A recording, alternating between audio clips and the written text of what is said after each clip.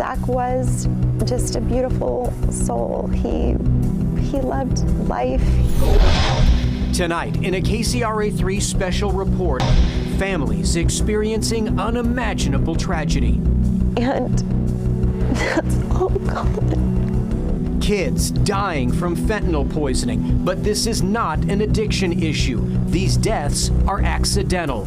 It's a fake pill. It doesn't contain anything that they think it does. It's an issue now in the national spotlight, hitting home for a Placer County family. Drugs easily found on social media sites. Kids unaware they're buying a deadly dose of a powerful narcotic.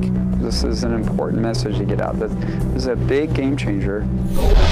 Tonight, the warning all parents need to see, the discussions with your kids that must take place, and why the COVID-19 pandemic is making the tragic trend even worse. Tonight, we are taking a special in-depth look at a growing problem in cities across the country and right here in Northern California. Counterfeit pills made to look like legitimate prescribed drugs, but those fake pills are made of fentanyl, which is a cheap but incredibly powerful narcotic that can kill even in small doses. And the causes of this fentanyl crisis are complicated, but what we know is that in far too many cases, people are buying pills on the black market that are not what they expected, and they are dying. So why would drug dealers replace other drugs like Xanax or OxyContin with potentially lethal fentanyl? Experts say it takes very little fentanyl to produce a high, which makes it a cheaper option for them to produce, and it's highly addictive. It's risky and dangerous when users don't realize that the drug they're taking might really be one of these fake fentanyl pills that could kill them. And according to the latest numbers from the Centers for Disease Control, more than 36,000 people died in 2019 from a fentanyl overdose or fentanyl-related pill. And that was a 16% increase over the previous year. And it's nearly 12 times higher than what it was in 2013. And the experts say there are early indications that the numbers are accelerating during this COVID-19 pandemic. Tonight, a Placer County family has a warning for all parents and children about the potentially lethal combination of opioids and social media. It's a nationwide concern that has gone largely unnoticed until recently. And it's now shaken the Whitney High School community in Rockland. And unless changes are made, it's just a matter of time before it happens again. You ready? Me too.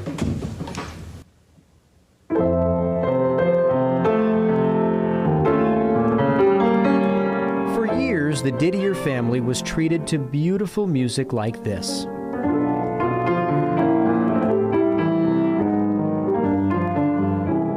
But since the sudden and shocking death of their beloved Zachary, the piano has fallen silent. 17-year-old Zachary Didier was a straight-A student with what seemed to be a limitless future. A standout athlete in soccer and track, on his way to becoming an Eagle Scout. The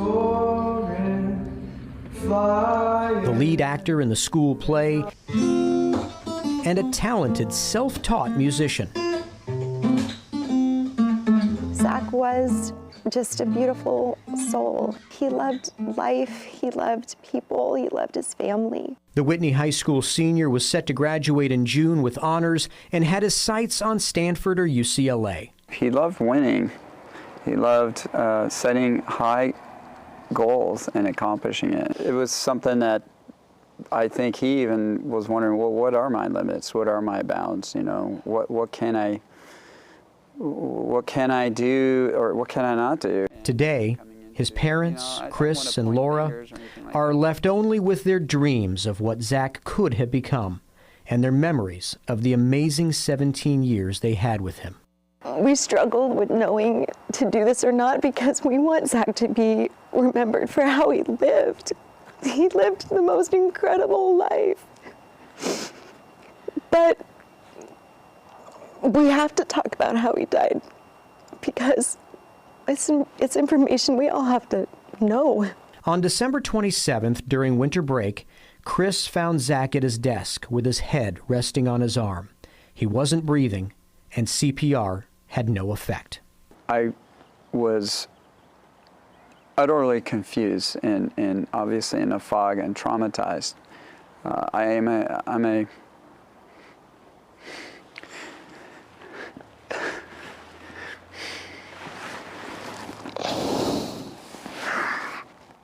What was first an inexplicable tragedy It was like, how does this happen? What happened? He just fell asleep. has since become a cautionary tale. Zach was a victim of fentanyl poisoning. Unfortunately, we've now come to know other parents who have suffered this tragic type of loss with fentanyl poisoning, and it's heartbreaking how many of us there are. Laura and Chris didn't know it, but on a couple of occasions, Zach had experimented with prescription drugs, the same medications millions of people use for pain management every day. Zach thought he was buying Percocet, but what he got instead was a counterfeit pill made of fentanyl, a powerful prescription painkiller that is 50 times stronger than morphine. It's a fake pill. It doesn't contain anything that they think it does. Zach did not want to buy fentanyl. But that's what happened. Days later, and still without all the answers, Chris and Laura buried their youngest child at St. Mary's Cemetery in Sacramento. If you're a parent, I'm sure you can imagine it. I'm sure you've worried about it. We pray that you'll never have to experience it. The Didier family is haunted not only by the fake pills, but by the way Zach got them. He didn't slip down a dark and seedy alley. He just opened Snapchat, the same phone app your kids probably have, the one with all those silly camera filters. Did you have any idea that it could be as easy as picking up your phone, clicking on an app? No idea at all. We had zero idea that could happen. Never heard of that before. We'd never heard of that risk. We'd never heard that drug dealers are using these social media platforms. Laura and Chris say they struggled with whether to share Zach's story because of the stigma surrounding drugs. Although Zach had no history of addiction, they were worried that the truth might tarnish people's memory of him. In our inner circle of people that we were sharing what we suspected had happened, we couldn't believe how everybody's reactions were. I had no idea of this, Laura. I had no idea of this. And so then we realized, okay, we can't not share what we know. This is an important message to get out. This is a big game changer, and what may have been okay or relatively safe in the 70s and 80s or even the 90s is a very different environment right now. You can have a child that is curious and tries something one time and they're gone. There's no learning your lesson. There's no slippery slope. It's deadly. And the accessibility is mind-blowing.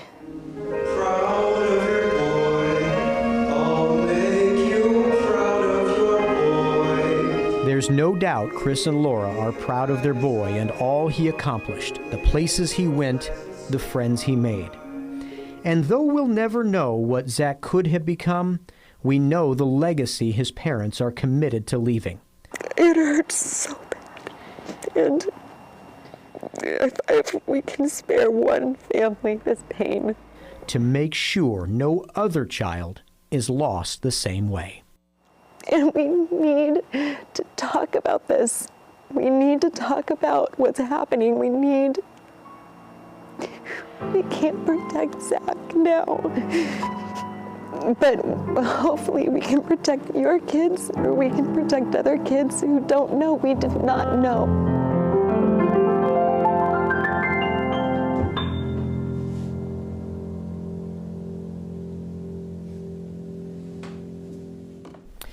There has been an arrest made in Zach Didier's case, which is incredibly rare, and we'll have more on that coming up a little later in the broadcast. The Didier family is not alone, though. Fentanyl poisoning deaths are growing at an alarming rate. And joining us live now from Southern California is a mom and dad who tragically know all too well about the dangers of these counterfeit drugs. Ed and Mary Turnan from Pasadena, they're joining us now. Ed and Mary, thanks for being here.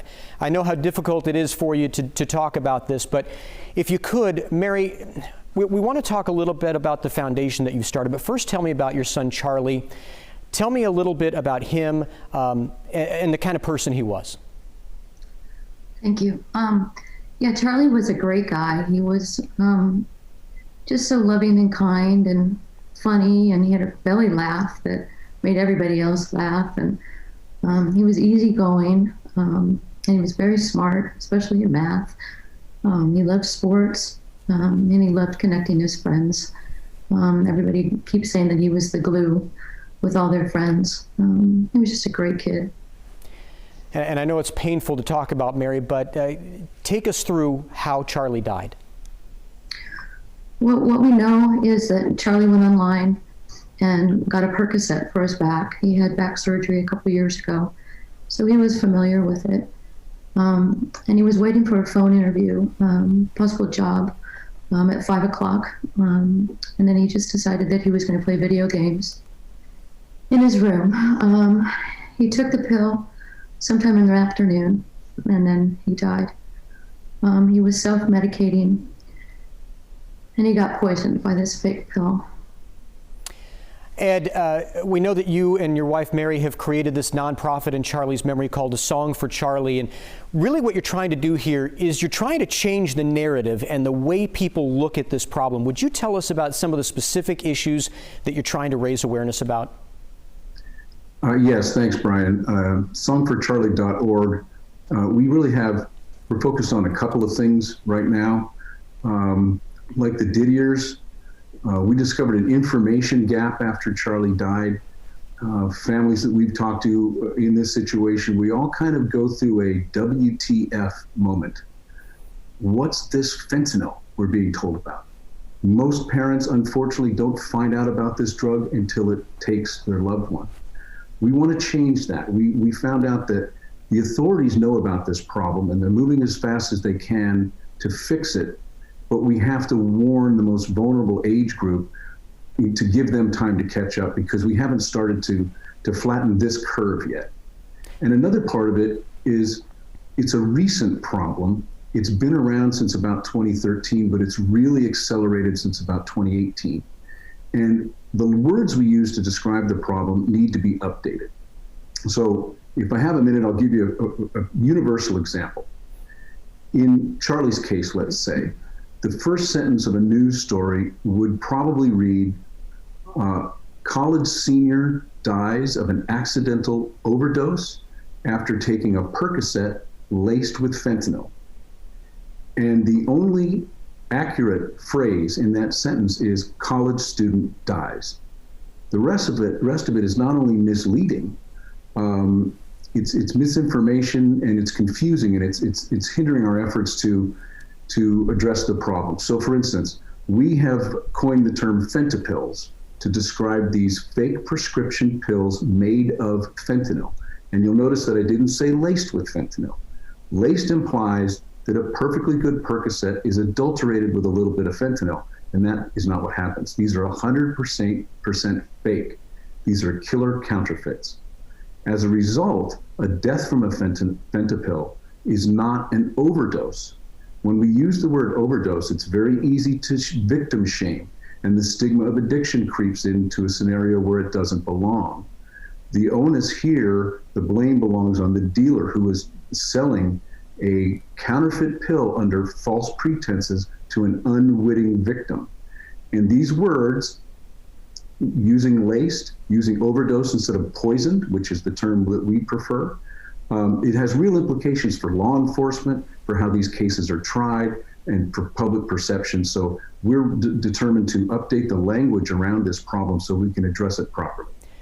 Well said, Ed. And Mary, quickly, because we're running out of time, but in about 20 seconds, give me the message, Mary, that you want parents watching right now to know.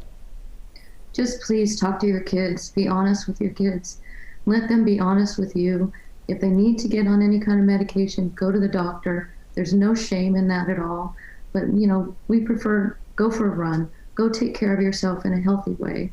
But please, parents, just please talk to your kids. There's bad people out there that want to hurt our kids and have hurt our kids.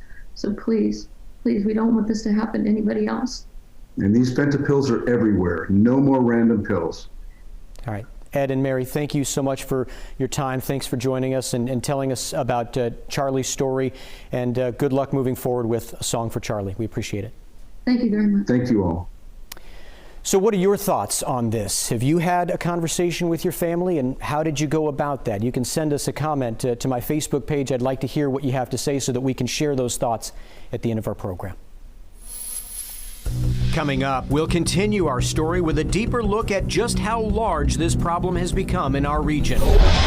We have seen a ridiculous rise in fentanyl-related deaths that are accidental. Why the COVID-19 pandemic is making matters even worse.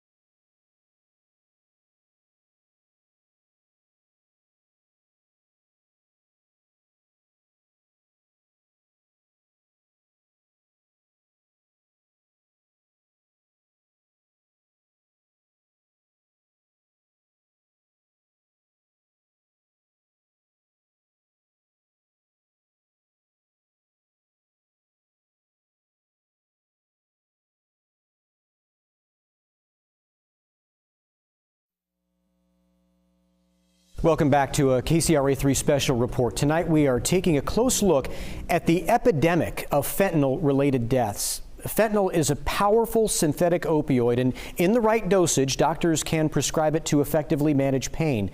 But for drug dealers who are bent on increasing their profits and hooking more clients, even small amounts can have deadly consequences. And at a time when more Americans are searching for ways to escape pain, pills, both counterfeit and real, have never been easier to find. We would all spend time thinking like, gosh, I wonder what Zach's gonna do, because we knew whatever he chose to do, he was gonna be the best at it. And he was gonna have a great time doing it, and everybody around him was gonna love it. And that's all gone. If it can happen to Laura Didier's son Zachary, then it can truly happen to anyone. The talented high school senior was the victim of a growing and terrifying trend of fentanyl poisonings. People being sold lethal fake pills on the black market, disguised to look like common prescription painkillers. Where I was shocked is when the coroner came the day I found Zach. Zach's dad says he had no clue, but the coroner suspected it almost immediately and said this to him. In our region, we have seen a ridiculous rise in fentanyl-related deaths that are accidental, and it's a severe problem. We can't keep up with this. I don't want to alarm you, not that it makes any difference, but this is probably another case. Placer County District Attorney Morgan Geyer says he believes the counterfeit fentanyl problem has reached epidemic proportions. He says one recent seizure alone in the Rockland-Roseville area saved potentially thousands of lives. Every pill of a 21,000 pill box was a lethal dose. Every single one of those could have been lethal to someone had they made its way to the end consumer. That's how frightening this is. Fentanyl pills are cheap for dealers to make, and social media has made distribution easier than ever before. For Zach Didier, it was as simple as using Snapchat on his phone. But now, thanks to some meticulous police work, that same phone is evidence in a criminal investigation. Members of the Placer County Special Investigations Unit used it to track down and arrest the dealer suspected of meeting Zach. It's a rare outcome for a case like this, and a glimmer of a silver lining for the Didier family. We didn't even know we needed to have a conversation about fentanyl and fake pills and drug dealers on Snapchat. These weren't even conversations we knew we needed to have until, after our son died.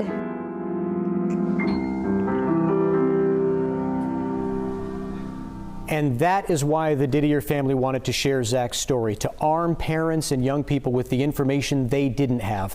Chris and Laura told me they firmly believe that if they had seen a special report like this a few months ago, they believe Zach would still be here with them. And as for the arrest that we mentioned in Zach's case, the Placer County District Attorney's Office is reviewing the evidence and deciding exactly which charges to pursue. We expect to get an update on that very soon. The idea that the COVID-19 pandemic is leading to more deaths is not just a theory, it is fact. And joining us live now is Garrett Stenson with Core Medical Clinic. Garrett, first of all, a lot of people are going to be surprised when they see this story tonight. They're not going to have heard of these fake fentanyl pills. They didn't know they exist and that they take the place of legitimate medications on the street. Give us a sense of how widespread this is. Well, for instance, we've had our highest amount of admissions in the last 3 months involving these M30 counterfeit pills. So it's really prevalent, and there's been a couple local busts, one in Fresno and one in Placer County, that will hopefully disrupt the supply chain and people can access treatment. This is a very treatable disease. Unfortunately, only about 10% that suffer from opioid addiction actually receive treatment. So, Garrett, you mentioned something there. You talked about M30 pills. What exactly is that? So they're supposed to be 30 milligram blue round oxycodone hydrochloride pills. But now when you're getting them, if you're not getting them directly from a pharmacy, you pretty much need to expect that they're going to have fentanyl in them. And again, fentanyl, it can be 50 times to 1,000 times more potent than heroin. So we're talking about something, if someone doesn't have tolerance to opioids, like you're seeing on some of these stories that ran before, people just don't have the tolerance, and it drops people like flies. Local heroin purity rates are usually between 12 to 16%. So when fentanyl or even high pure heroin comes into town, people unfortunately do start dropping like flies. And Garrett, we just showed our viewers what these pills look like, these M30s. What should everyone assume to be true about this drug? Well, again, if you're not getting them directly from a pharmacy, expect them to have fentanyl in them. Fentanyl is highly potent. It takes just a little amount of fentanyl to get you super high. The higher you get, the more addictive it is, the more intense drug cravings you're going to get, what's going to lead to repeated use, which is going to lead to addiction. And these M30 pills, like I'd say most of our admissions that are coming in that are using the M30 pills have had multiple overdoses and have been revived by either emergency medical personnel, Narcan, or rescue breathing. So unfortunately, they're still with us. And as you saw earlier tonight, there's many that are not. And our heart really goes out to those families that have had to go through this terrible tragedy that's all too common these days. Garrett, very quickly, one last question. In your experience, how has COVID-19 impacted this number of overdoses and fentanyl-related deaths? Well, we have an increase in isolation, depression, and anxiety, which can all be triggers to drug use. We had our highest amount of overdoses in 2020 of all time, 83,000 plus overdoses, 36,000 overdoses in fentanyl in 2019. That number will certainly increase in 2020 once the statistics are tabulated. I would guess it'd be well over 50,000 due to the increased supply that we've seen in fentanyl recently in California. All right. Garrett Stenson, thanks so much for your expertise. We appreciate it. Thank you for your time. And kids and adults, too, are dealing with the stress and isolation that a lot of us experience. And you just heard Gary talking a little bit about that. We'll be back right after this.